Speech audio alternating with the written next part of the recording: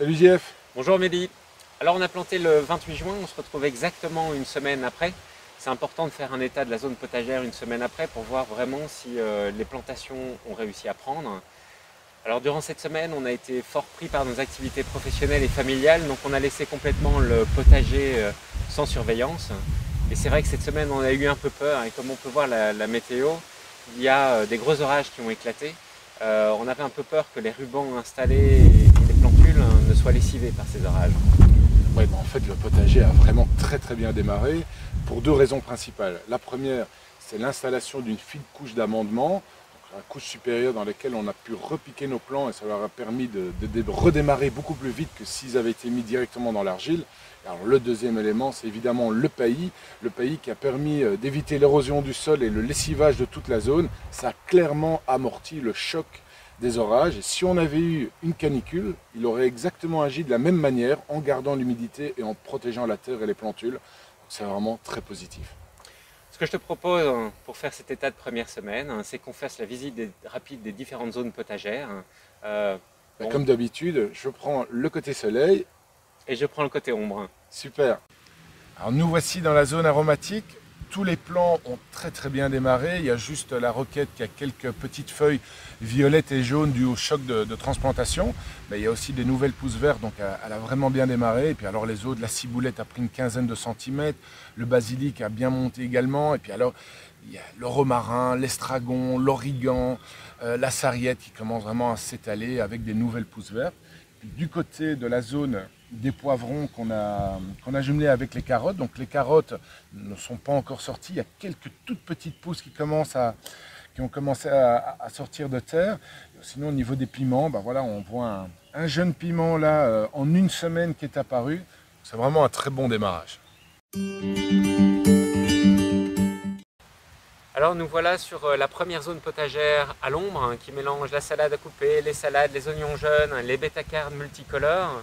Alors ce qu'on peut voir sur cette première zone, c'est que les salades ont bien repris, elles ont bien levé. On peut aussi remarquer que sur les zones de plantation, il y a des plants de salade qu'on a plantés un peu plus serrés. Ça va nous permettre de faire des récoltes de jeunes pousses et donc d'optimiser aussi la productivité de la zone potagère.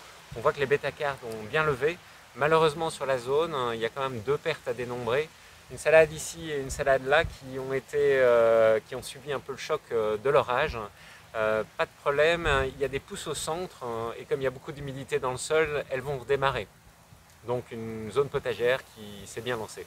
Alors nous voici dans les zones 3 et 4, donc où là on avait mélangé les carottes, les fenouils et les poireaux. Alors comme dans les zones précédentes, les carottes commencent à germer et puis alors on a nos 4 fenouils qui sont magnifiques, là, qui sont bien redressés, des nouvelles pousses vertes, donc ils sont en plein développement. Et alors que dire des poireaux? Les poireaux sont tous redressés également et il y en a certains qui ont pris déjà plusieurs centimètres, donc un très bon démarrage. Alors nous voilà sur la deuxième zone potagère à l'ombre qui regroupe les choux, les betteraves, les céleris et les choux kale derrière. On peut remarquer sur les betteraves, les choux kale notamment qu'il y a quelques feuilles un peu jaunes qui sont apparues. C'est lié au choc de la transplantation. Aucune inquiétude cependant. On voit qu'il y a des repousses au centre notamment des betteraves et donc la plantation s'est bien passée. La plantation a bien pris. On va faire une nouvelle association positive sur cette zone-ci. On va semer des grains de haricots nains au pied des choux. Ça va permettre de protéger le pied des choux pendant les grosses chaleurs de l'été et créer une zone d'humidité et d'ombre. Une association vraiment très positive là-dessus. Et donc une zone potagère qui a très bien pris également. Et voici les deux dernières zones, les courgettes et les concombres, les haricots à rame. Alors ici les courgettes, on peut remarquer qu'il y a certaines feuilles qui ont jauni, ce qui est tout à fait normal, un peu comme la roquette, c'est le choc de transplantation. Mais par contre, on voit, et ça c'est vraiment la très bonne nouvelle, qu'il y a des nouvelles feuilles qui commencent à pousser et surtout des fleurs qui sont en formation sur les deux plants. Donc aucune inquiétude, c'est très bien parti.